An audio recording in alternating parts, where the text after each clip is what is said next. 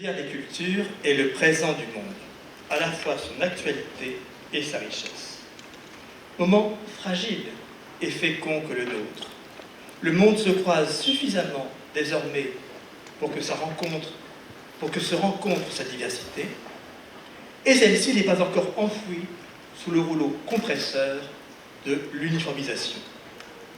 Ou bien, ne serait-ce pas déjà trop tard?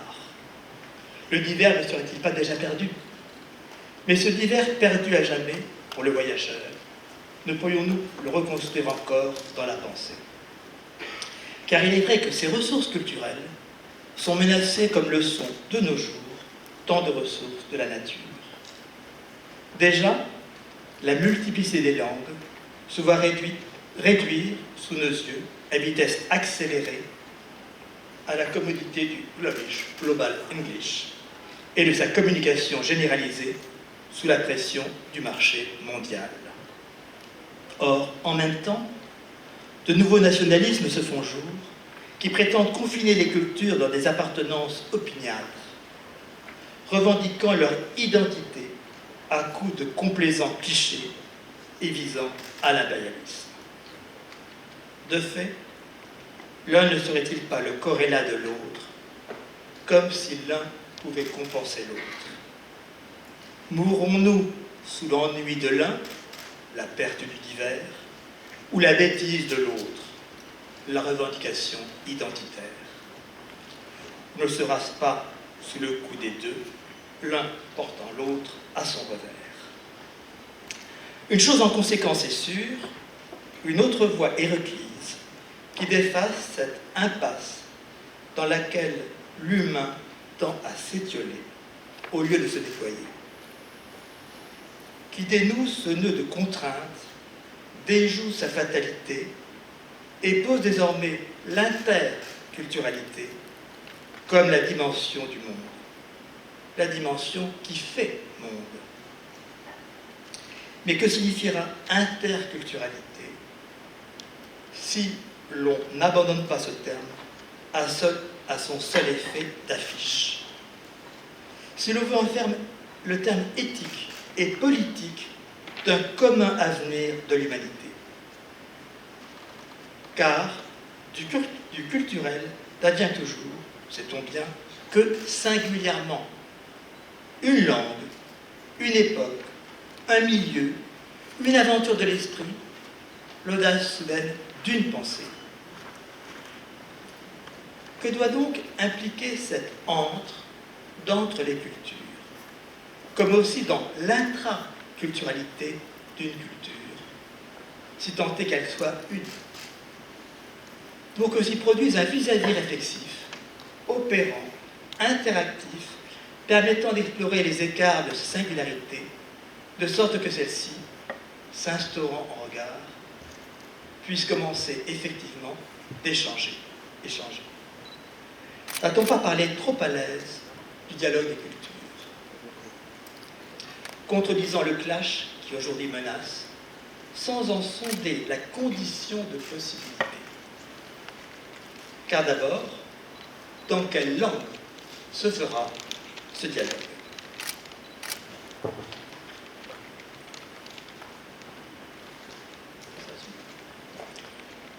L'universel, l'uniforme, le commun. Pour entrer dans ce débat, il faut en préciser les termes, sinon l'on y pataugera. Il en va d'abord ainsi de ces trois termes rivaux, de l'universel, de l'uniforme et du commun. Non seulement nous risquons de les confondre entre eux, mais il faut aussi nettoyer chacun d'eux de l'équivoque qui l'entache. Au sommet de ce triangle, l'universel lui-même, en effet, a deux sens qu'il faut distinguer, sans quoi l'on ne comprend pas d'où vient son tranchant, ni quel est son enjeu pour la société. Un sens qu'on dira faible, de constat, se limitant à l'expérience. Nous constatons, pour autant que nous avons pu l'observer jusqu'ici, qu'il en est toujours ainsi. Ce sens est de généralité. Il ne fait pas problème et ne heurte pas. Mais l'universel possède également un sens fort, celui de l'universalité stricte ou rigoureuse, celle dont on fait en Europe une exigence de la pensée. Nous prétendons d'emblée, avant toute confirmation par l'expérience, et même en s'en dispensant, qu'une telle chose doit être ainsi. Non seulement la chose se trouve être jusqu'à présent ainsi, mais elle ne peut être autrement. Cet universel est non plus seulement de généralité, mais bien de nécessité. Universel qui est non pas de fait, mais de droit, a priori. Non pas comparatif, mais absolu. Non pas tant extensif qu'à valeur d'impératif. Or, c'est sur cet universel au sens fort et rigoureux que les Grecs ont fondé la possibilité de la science. C'est à partir de lui que l'Europe classique, le transportant des mathématiques à la physique, Newton, a conçu des lois universelles de la nature, avec le succès conséquent. Or, avec lui, la question se pose, divisant la modernité. Cet universel rigoureux, auquel la science a dû sa puissance, et tel qu'il applique sa nécessité logique aux phénomènes de la nature, ou des mathématiques à la physique, est-il aussi pertinent quant à la conduite? Est-il aussi pertinent dans le domaine éthique? Notre conduite est-elle soumise à la nécessité absolue d'impératifs moraux, catégorie, au sens de Kant, à l'instar de la nécessité a priori qui a fait le succès incontesté de la physique? Ou bien, ne faut-il pas revendiquer, dans le domaine à part de la morale, dans le retrait secret de l'expérience intérieure, le droit de ce qui est alors à penser comme à l'opposé de l'universel, l'individuel ou le singulier, ainsi que Nietzsche ou Kierkegaard l'ont fait. La question se pose d'autant plus que, dans cette sphère des sujets, et plus généralement de la société, on voit que le terme universel ne sort guère de son équivoque. Quand nous parlons d'histoire universelle ou d'exposition universelle, cet universel paraît bien de totalisation et de généralité, mais non de nécessité. Mais en va-t-il de même quand nous parlons de l'universalité des droits de l'homme? Et ne créditons-nous pas alors ceci d'une nécessité de principe? Mais quelle en est alors la légitimité? N'est-elle pas abusivement imposée? La question se pose d'autant plus aujourd'hui que nous avons fait, depuis, cette expérience majeure. C'est maintenant une des expériences décisives de notre époque. Cette exigence de l'universalité, celle qui a porté la science européenne et que la morale classique a revendiquée, nous découvrons aujourd'hui, à la rencontre des autres cultures, qu'elle n'est rien moins qu'universelle, mais qu'elle est bien plutôt singulière, c'est-à-dire son contraire, étant propre, du moins portée à ce point de nécessité, à la seule histoire culturelle de l'Europe. Et d'abord, comment traduit-on l'universel quand on sort d'Europe? De là aussi que cette exigence universelle, elle que nous avions confortablement rangée en Europe dans le credo de nos assurances, au principe de nos évidences, redevienne enfin saillante, qu'elle sorte à nos yeux de sa banalité, qu'elle en apparaisse inventive, audacieuse et même aventureuse. Voire qu'on lui découvre, du dehors de l'Europe, une fascinante étrangeté. La notion d'uniforme également est équivoque. On pourrait croire, en effet, quel est l'accomplissement et la réalisation de l'universel. mais en fait, elle en est l'envers. Ou plutôt, je dirais qu'elle en est la perversion. Car l'uniforme relève non de la raison, comme l'universel, mais de la production. Il n'est que le standard et le stéréotype. Il procède non pas d'une nécessité, mais d'une commodité. L'uniforme ne se produit-il pas à meilleur marché? Tandis que l'universel est tourné vers l'un, celui-ci constituant son terme idéal, l'uniforme n'est que la répétition de l'un, formé à l'identique, et n'est plus inventif. Or, cette confusion est d'autant plus dangereuse aujourd'hui où, du fait de la mondialisation, nous voyons désormais les mêmes choses se reproduire et se diffuser partout dans le monde.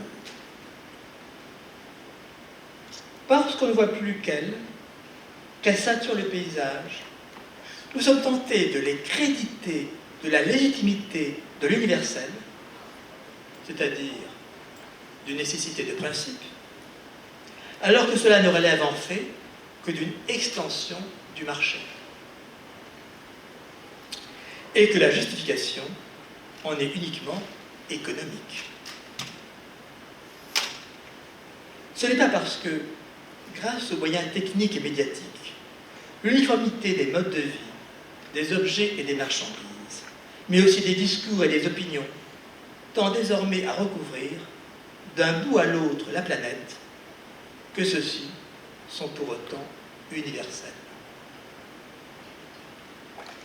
Se rencontreraient-ils absolument partout? Leur fait défaut un devoir-être.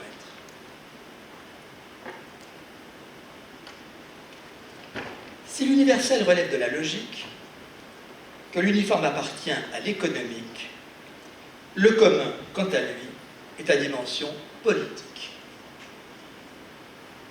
Le commun est ce qui se partage. C'est à partir de ce concept que les Grecs ont conçu la cité. Par différence avec l'uniforme, le commun n'est pas le semblable. Cette distinction est d'autant plus importante aujourd'hui où, sous le régime d'uniformisation imposé par la mondialisation, nous sommes tentés de penser le commun par réduction au semblable, autrement dit par assimilation. Or, ce commun du semblable, je suis tenté que ce soit un commun, est pauvre. C'est pourquoi il faut promouvoir, au contraire, le commun qui n'est pas le semblable.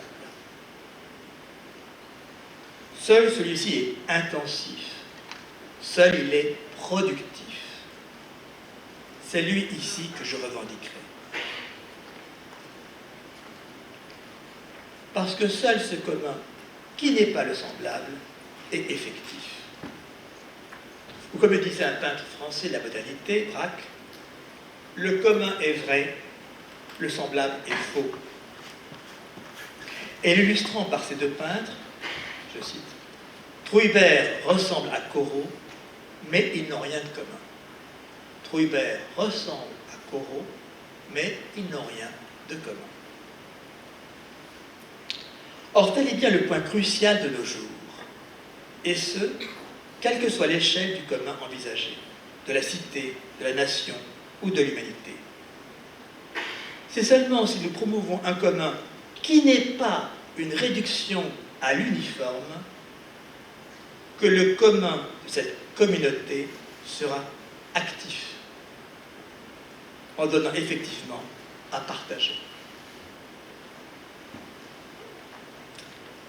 Le commun ne s'édicte pas, comme le fait l'universel, mais pour une part, il est donné.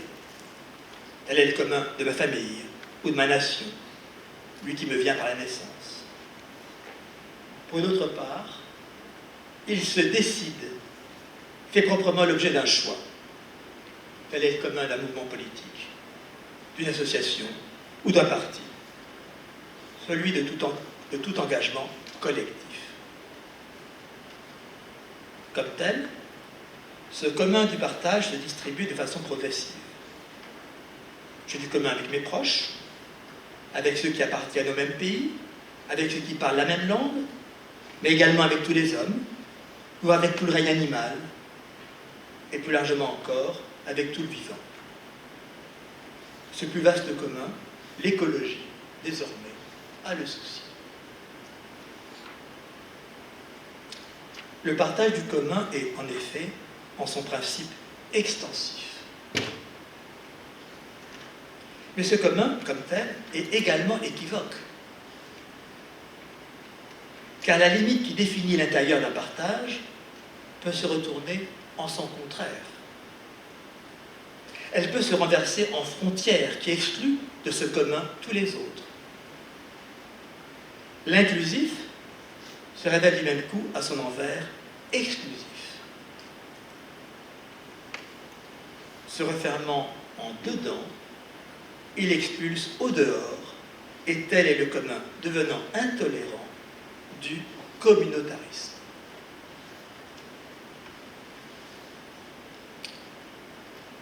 Dialogue. Dialogue, à vrai dire, est lui-même historiquement entaché de suspicion. D'abord, c'est parce que l'Occident a perdu sa puissance qu'il s'est mis à dialoguer avec les autres cultures. Auparavant, fort non seulement de ses valeurs universelles, mais plus encore de sa formalisation logique, il ne dialoguait pas. Il imposait aux autres cultures son universalisme, autrement dit, les coloniser par sa rationalité triomphante.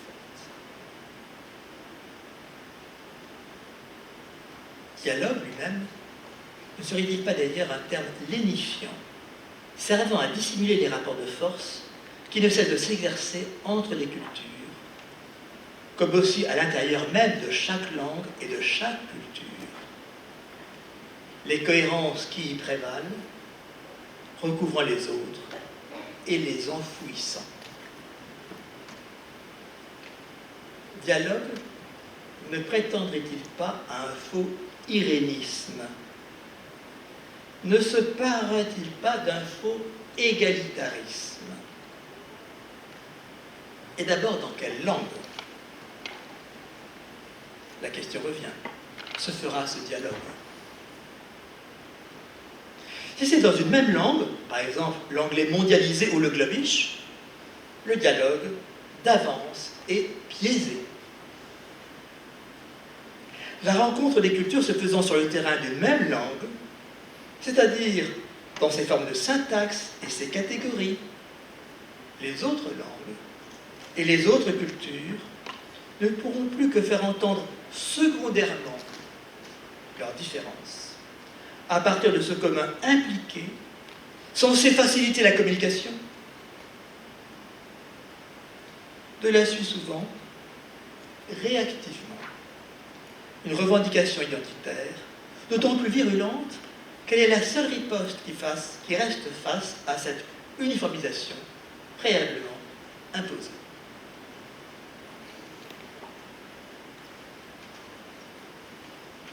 Mais à défaut de dialogue, sait-on bien, c'est le choc ou le clash. Pourra-t-on sortir de cette alternative? Ou bien, si dialogue paraît un pis-aller pour tenter d'échapper à la violence ouverte, comment lui donner une consistance qui lui confère sa dignité et l'établisse en vocation? Si dialogue est un terme mou, il faudra donc le pourvoir d'un sens fort. Et le mieux sera, une fois encore, de puiser à même la langue et d'en sonder la ressource. Dia, en grec, dit à la fois l'écart et la traversée.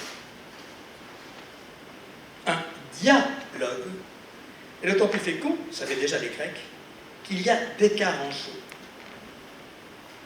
Sinon, on dit plus ou moins la même chose.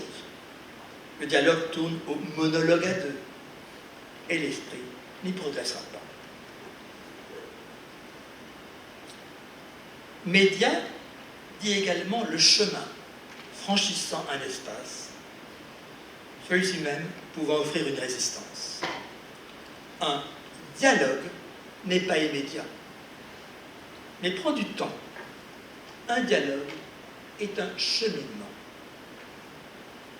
C'est progressivement, patiemment, que les positions respectives, écartées et distantes comme elles sont, se découvrent l'une à l'autre, se réfléchissent l'une par l'autre et élaborent lentement les conditions de possibilité d'une rencontre effective.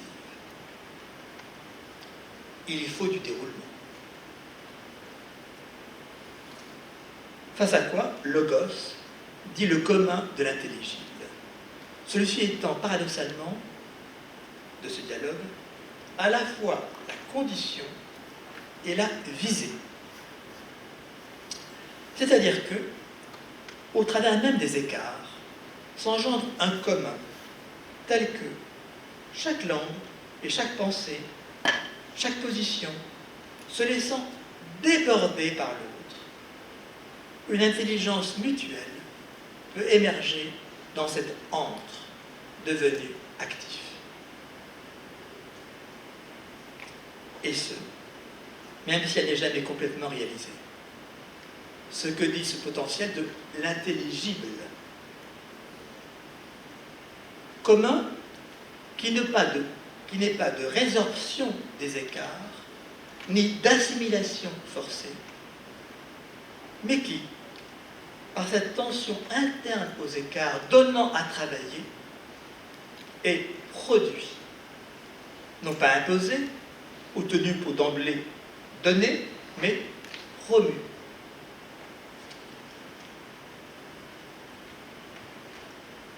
Car, en faisant sortir peu à peu, et réciproquement, chaque perspective de son exclusive, non pas pour autant de sa position, mais bien du caractère bloqué, emmuré de sa position, ignorant l'autre, le dialogue fait émerger progressivement un champ d'intelligence partagé, où chacun peut commencer d'entendre l'autre.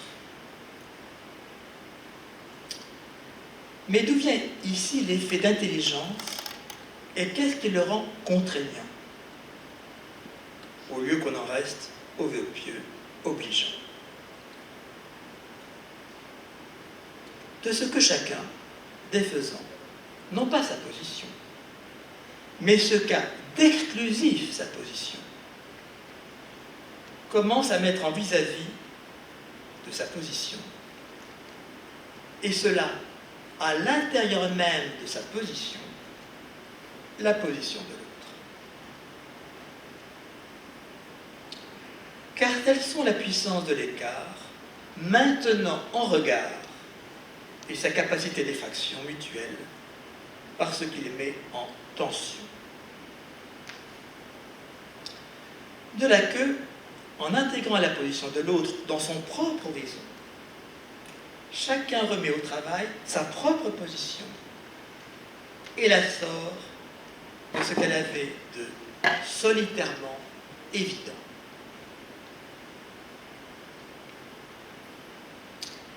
Car, en envisageant la position de l'autre, non plus seulement sous un angle défensif, mais selon ce qui s'y découvre alors d'autres possibles,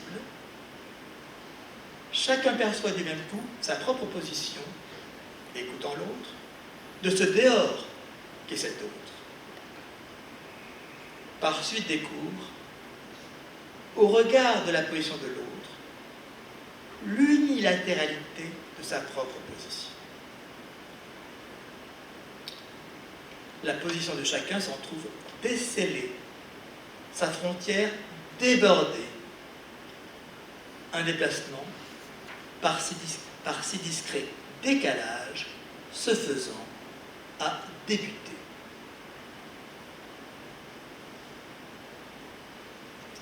dès lors qu'un dialogue est entamé, s'il n'est bien sûr pas joué ou contrefait, et tant que dure ce dialogue, voici qu'un entre se fait jour, de ce que chaque position s'entre-ouvre à l'autre. Tel est l'antre de l'entretien, où se remet au travail la pensée. Dans cet antre, de la pensée à nouveau passe et peut être activée. Au plus loin donc d'être complaisant, ou d'avoir seulement un effet lénifiant, seul le dispositif du dialogue est en lui-même opérant. Sinon, il n'y aura toujours qu'assimilation forcée, de l'un par l'autre. Autrement dit, son aliénation. Et l'on ne sera pas sorti des rapports de force. Mais dans quelle langue, à l'échelle du monde, entre les cultures, se fera ce dialogue? S'il ne peut se faire dans la langue de l'une ou de l'autre, sans que soit déjà aliéné l'autre, la réponse, pour une fois, est simple. Le dialogue ne peut se faire que dans la langue et de l'une et de l'autre. Autrement dit, entre ces langues. Dans l'antre ouvert par la traduction. Puisqu'il n'est pas de langue tierce ou médiatrice, surtout pas l'anglais mondialisé ou le globish, global English. La traduction est la langue logique de ce dialogue. Ou pour reprendre une formule célèbre, mais en la transférant de l'Europe au monde, la traduction doit être la langue du monde. Le monde à venir doit être celui de l'entre-langue. Non pas d'une langue dominante, quelle qu'elle soit, mais de la traduction activant les ressources des langues les unes au regard des autres. À la fois se découvrant les unes par les autres et se remettant au travail pour donner à passer de l'une à l'autre. Une seule langue serait tellement plus commode, il est vrai, mais elle impose d'emblée son uniformisation. L'échange en sera facilité, mais il n'y aura plus rien à échanger, plus rien en tout cas qui soit effectivement singulier. Tout se trouvant d'emblée rangé dans une langue et sans plus d'écart la dérangeant, chaque langue pensée, chaque culture, ne pourra plus alors, je l'ai dit, que revendiquer sur un mode identitaire et de façon têtue ces différences. La traduction, en revanche, est la mise en œuvre élémentaire et probante du dialogue. Elle en laisse paraître l'inconfort, le caractère non définitif, toujours en reprise et jamais achevé, mais aussi ce qu'il y a d'effectif, un commun de l'intelligence, s'élabore dans son antre et vient ainsi déployer. Ce commun de l'intelligible est le commun de l'humain. Si les hommes ne se comprennent peut-être jamais totalement, ils n'ont plus entre cultures, il est néanmoins imposé en principe comme nécessité a priori transcendantale de l'humain, qu'ils peuvent se comprendre. Et que c'est seulement cette possibilité de comprendre ce divers de l'humain, comme au travers des langues, qui fait l'humain. Merci.